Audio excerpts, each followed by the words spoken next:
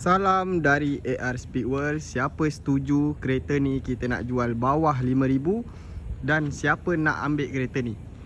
Kalau ada serious buyer kita nak lepas bawah 5,000. So yang ni Proton Satria Neo 1.6 manual tahun 2009.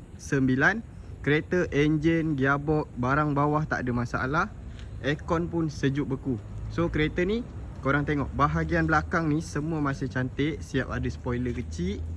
Yang ni 1.6 bukan 1.3. So exhaust semua cantik lagi. Bumper semua masih cantik.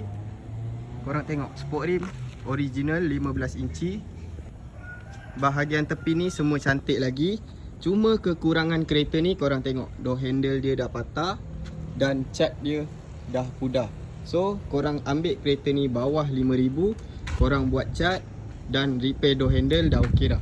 Lampu depan masih cantik lagi, tak ada pecah. Korang tengok. Yang ni bahagian depan dia.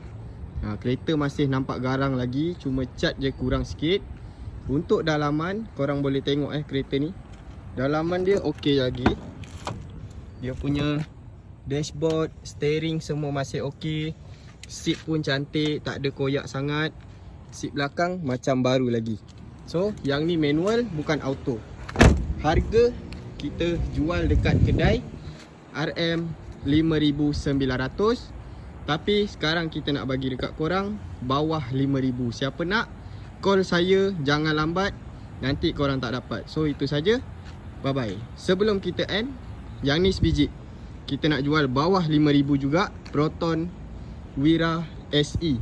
Nak tahu detail, nak tahu tahun, korang boleh PM nombor yang ada dalam video ni. So itu saja.